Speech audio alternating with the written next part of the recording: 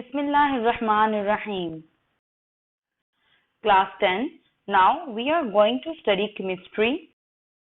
Chapter number 10, Acids, Bases and Salts. Today we will learn exercise. We'll discuss short question as well as long question of our exercise of chapter number 10. First of all, let's have a look on the short question of your exercise. First short question from the exercise is name 3 common household substance having. इस question के आपके पास parts हैं, तो turn by turn आपके पास parts भी यहाँ पे आएंगे और उसके आंसर्स भी आएंगे, ठीक है। नंबर 1, आपने ऐसे सब्सटेंस बताने हैं घर में इस्तेमाल होने वाले जिसकी pH 7 से ज्यादा होती है, ठीक है। That are soap, shampoo, detergent, ठीक है। मतलब कि वो चीजें जो आप घरों में यूज करते हैं और जो बेसिक होती हैं नेचर पे, वो आपने बतानी है। इसी तरह आपके पास दूसरी आ जाती है pH वैल्यू लेस देन 7, अब यानी कि जो एसिडिक कंपोनेंट्स रखती हैं, that is citrus fruit, vinegar, Apple, butter, ये सब चीजें इसमें आती हैं। And the last one neutral things जिनकी pH इक्वल होती है 7 के, water, sugar, NaCl. Clear? The question of your exercise is define a base and explain that alkalis are bases but all bases are not alkalis. ठीक है, आपने base को define करना है और देन आपने इस चीज को जस्टिफाई करना है जो आपके पास स्टेटमेंट मौजूद है आपके क्वेश्चन में। Let's have a look how we gonna answer this question.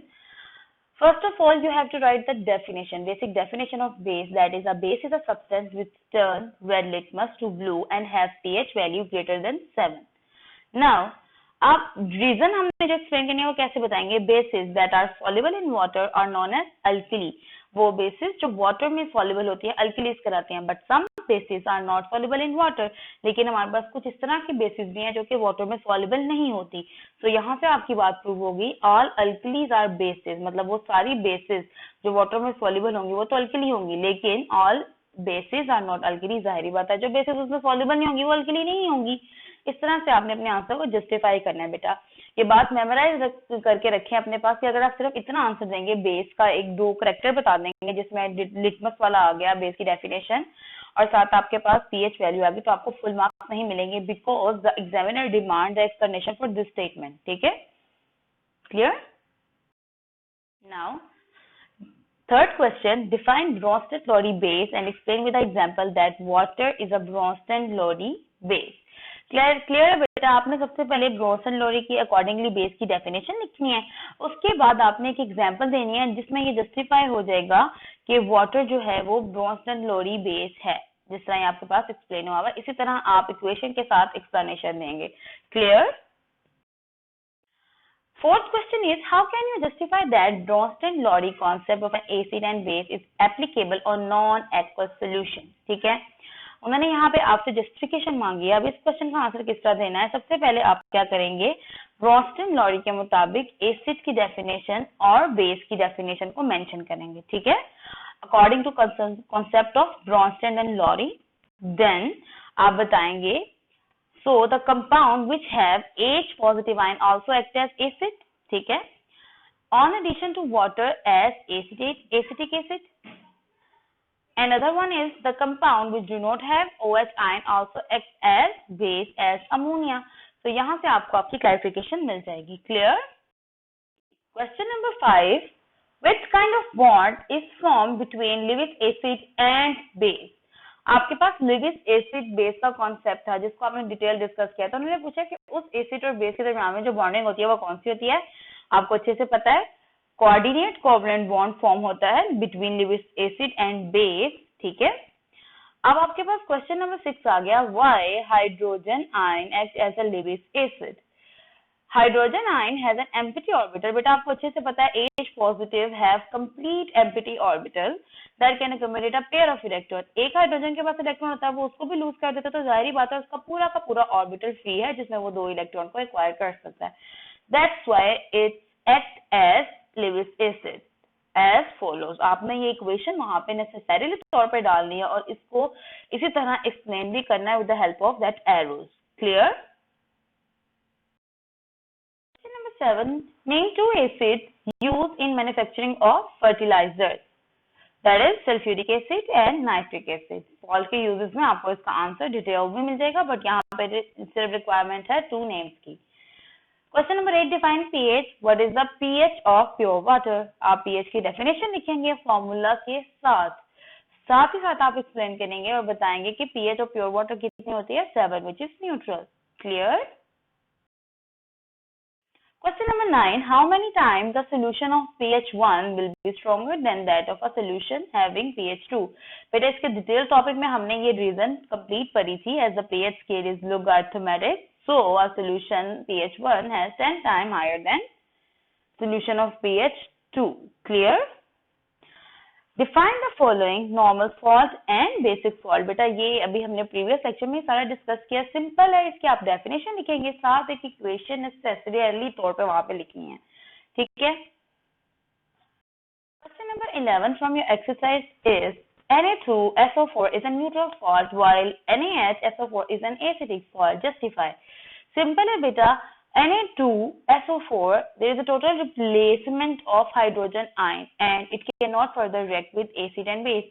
उसके अंदर हाइड्रोजन आयन है ही नहीं, तो वो किस तरह से रिएक्ट कर सकता है? So it is a neutral fault. ठीक है. And the other one is NaHSO4, which have one replaceable hydrogen ion, so it can be replaced by a positive charged metal ion. Clear? That's the equation. आपके पास ये जो fault है, जब ये react करेगा NaOH के साथ, ये आपका H पॉजिटिव आयन रिप्लेस हो जाएगा और आपके पास न्यूट्रल फॉल्ट बन जाएगा. Clear? Question number 12. Give a few characteristics property of a fault. आपके पास बेटा कैरेक्टरिस्टिक्स प्रॉपर्टी जो क्वेश्चन है, ये long as well as short में भी आता है, तो शॉर्ट क्वेश्चन के लिए एनी 3 कैरेक्टरिस्टिक्स वहां से आप मेंशन कर दीजिए. Clear? Question number 13. How are the soluble salts recovered from water? That is, they are recovered by evaporation and crystallization. The most important short question from this chapter. Clear? Question number 14. How are insoluble salts prepared? बेटा ये हमने detail discuss किया. आपने इसी तरह से उस paragraph को वहां से पिक करना, उसकी कैरेक्टरिस्टिक प्रॉपर्टीज लिखनी है insoluble salt की प्रिपरेशन की जो वहां लिखी हुई है. या आपने मिक्सेशन की सॉल्ट्स की, फिर उसके बाद आपके पास एक सॉल्युबल एक इनसॉल्युबल सॉल्ट बन जाता है और दोनों इक्वेशन वहां पे आप मेंशन करेंगे. Clear? Question number 15. Why is a salt is neutral? Explain with example. Simple सी बात है कि सॉल्ट न्यूट्रल क्यों है, आपने ये बताना है, उसकी एक एग्जांपल देनी है.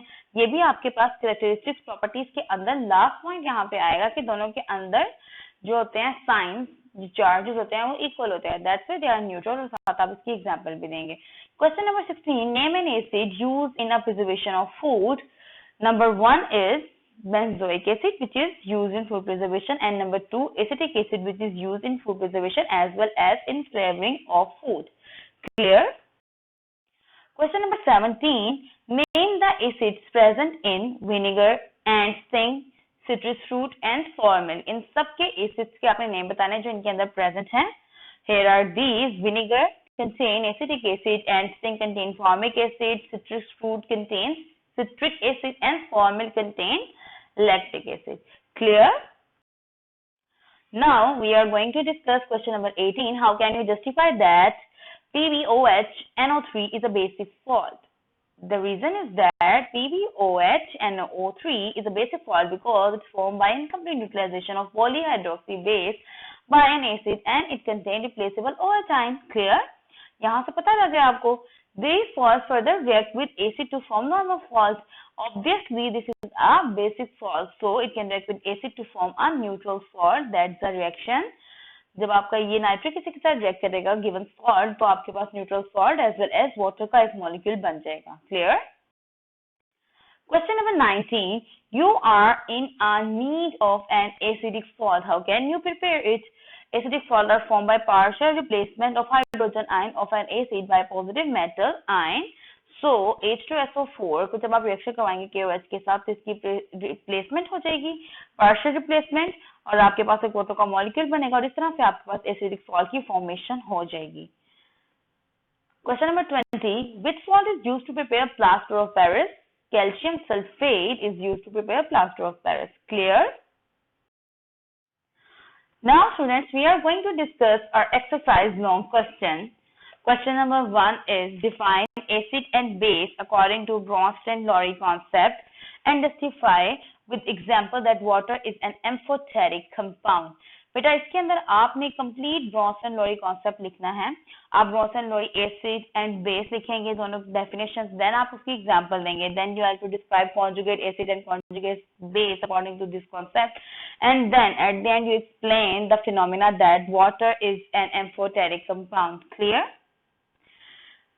Question number 2, give the Lewis concept of acid and base. बेटा इसमें भी कोई स्पेसिफिकेशन नहीं है, तो आप डिटेल इस कॉन्सेप्ट को एक्सप्लेन करेंगे because both of these are long question, so you must have to write all detail. Lewis acid, Lewis base लिखेंगे, देन आप उसके दोनों की दोनों एग्जांपल लिखेंगे with ammonia with hydrogen ion, then आप उसके अंदर अडक की डेफिनेशन मेंशन करेंगे, देन आप उसके अंदर क्या करेंगे, Lewis acid as well as Lewis base के कैरेक्टरिस्टिक्स भी मेंशन करेंगे. ठीक है, दोनों के बेटा लेक्चर प्रीवियसली मौजूद हैं, जाके आप वहां से कॉन्सेप्ट को दोबारा से रिन्यू कर सकते हैं. Clear? Question number 3, what is autoionization of water, how it is used to establish the pH of water. बेटा ये भी डिटेल डिस्कशन पीछे मौजूद है आपके पास. ऑटोआयोनाइजेशन की डेफिनेशन लिखेंगे, फिर कंप्लीट कैलकुलेशन फॉर वाटर जो हम लोगों ने अपने लेक्चर के अंदर की थी वो आप लोग पूरी लिखेंगे. Clear? Question number 4, define a salt and give the characteristics property of salt. आप सॉल्ट को डिफाइन करेंगे और फिर जो उसकी 4 कैरेक्टरिस्टिक्स प्रॉपर्टीज मौजूद हैं वो कंप्लीट लिखेंगे. Explain with example how are soluble salt prepare. बेटा सॉल्युबल सॉल्ट आपके पास 4 प्रिपरेशन है, प्रिपरेशन ऑफ सॉल्युबल सॉल्ट आपकी बुक में है, वहां से आप लिखेंगे विद हेडिंग्स मौजूद है, बहुत प्रॉपर्ली वहां पे गिवन है, कंप्लीट विद इक्वेशन आप मेंशन करेंगे for long question. Question number 6, give the characteristics of an acidic salt. बेटा आपके पास टाइप्स ऑफ सॉल्ट में एसिडिक सॉल्ट एक कैटेगरी है, उसको आप कंप्लीट डिस्क्राइब कर देंगे. ठीक है, एसिडिक सॉल्ट की फॉर्मेशन भी और एसिडिक सॉल्ट से न्यूट्रल सॉल्ट तक का एक्शन भी. Clear? Now we are going to discuss question number 7. Give 4 uses of calcium oxide. We all discussed these 4 uses in previous lecture. तो आप उसी तरह से इसको mention करेंगे. These are here. यहाँ से आप help ले सकते हैं. Clear? Now we are going to discuss question number 8. You are having a strong acid, nitric acid and strong base NaOH and mixing. अब बेटा आपके पास ये parts है. आपने टर्म का आंसर देना. Number 1 is what type of salt you will have. When strong acid and strong base react together, they form normal salt. Clear? आपके पास ये रिएक्शन मौजूद है. जब नाइट्रिक एसिड आपकी बेस के साथ रिएक्ट करेगी, when acid and base react, they perform neutralization reaction and form one salt and water. Clear? Part 2. What type of a reaction will be? It is a neutralization reaction. Will it be soluble or insoluble salt? That is soluble salt. Clear? The last part is, if it is soluble, how will it recovered?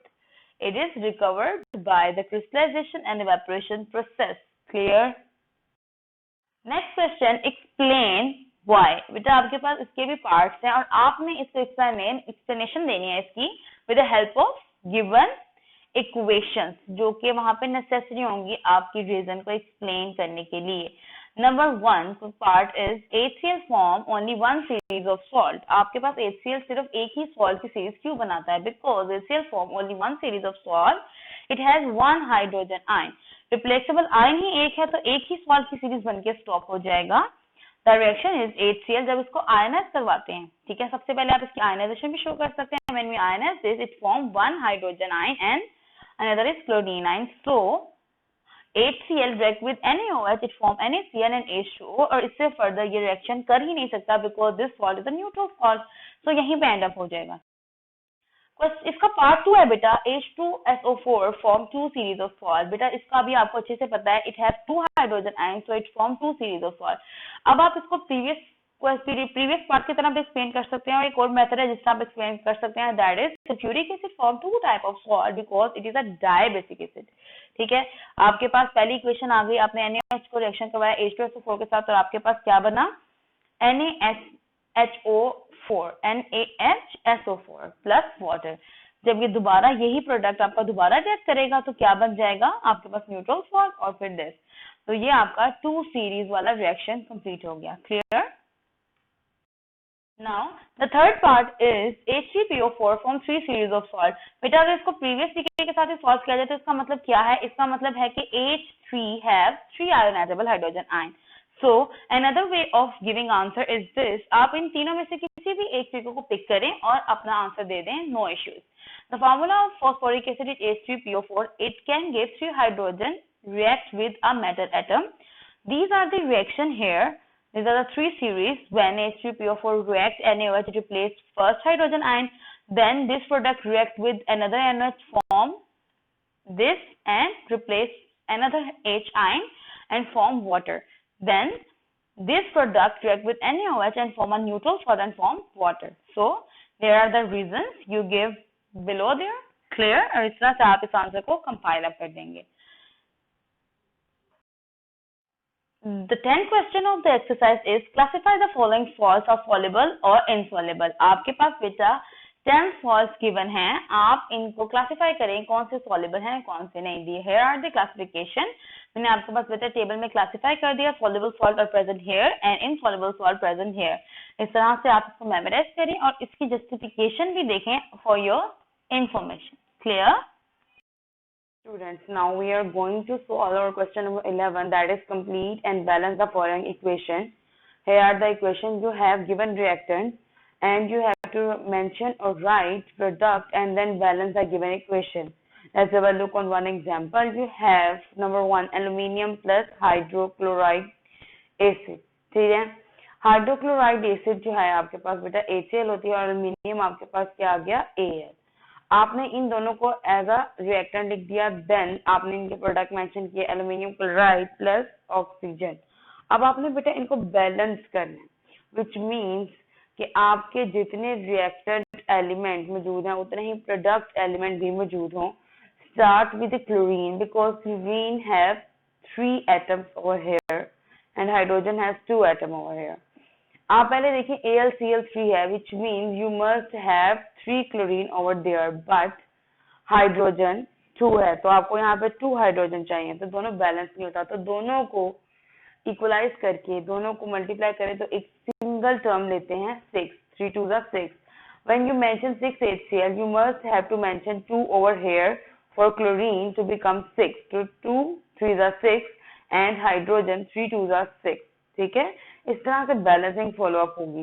अब आपने बस यहाँ पे देखना है कि aluminium के यहाँ पे 2 है तो यहाँ पे आपने 2 लगाया. And then you must have to calculate elements between reactant and a product and then check it out that these are balanced or not. 2 aluminium here in a reactant and 2 aluminium here in a product balance. 6 hydrogen here and 6 hydrogen here. 6 chlorine here and 6 chlorine. 2 3 6 here. So the equation is completely balanced. इस तरह से बेटा आप इसकी practice करेंगे तो आहिस्ता आहिस्ता आपको इसकी बैलेंस खुद आ जाएगी. Look on another equation, that is copper oxide react with sulfuric acid. It will form copper sulfate and water. अब इस इक्वेशन को अगर देखें बैलेंसिंग के लिए तो सबसे पहले इनकी एलिमेंट्स को देखते हैं. Copper have 1 over here and than copper have 1 concentration over here. Copper is balance. Oxygen O and this 5, oxygen O and this 4 5. So oxygen is balanced, hydrogen is balanced, so this equation is already balanced. ठीक है, इस तरह बेटा remaining 3 को भी आप करेंगे. It is necessary for you for practicing and आप इसकी प्रैक्टिस करेंगे तो आपको इसकी बैलेंसिंग आएगी. You must have to mention product, उसको आप मेमोराइज करें कि कौन से 2 एलिमेंट मिलके कौन से प्रोडक्ट बनाते हैं, देन आप उसको बैलेंस करें. Clear? We are going to discuss our exercise numerical. Number 1 numerical is calculate the pH and pOH of 0.2 molar H2SO4. pH और pH हमने डिटेल डिस्कस की, पीछे उसकी कैलकुलेशन की, वहां से जाके आप कॉन्सेप्ट को ग्रैब भी कर सकते हैं. Let's have a look on this numerical. Number first step for finding pH and pOH, you must have set ionization equation for the given compound, that is H2SO4. When it is ionized, it gives hydrogen, 2 hydrogen ion and 1 sulfate ion. बेटा आपको अच्छे से पता है pH और pOH hydrogen ion और OH ion की जो आयनाइजेशन में बनते हैं उसी पे बेस करती है.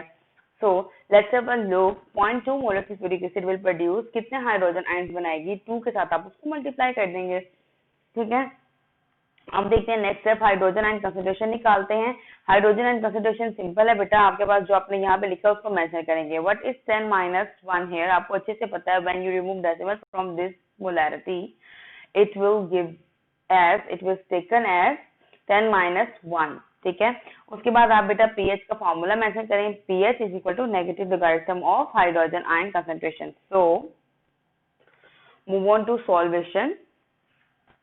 pH is equal to minus log। अब यहाँ पे आपने क्या किया, हाइड्रोजन आयन की कंसंट्रेशन लगा दी, दैट इज 4 मल्टीप्लाई 10⁻⁻1।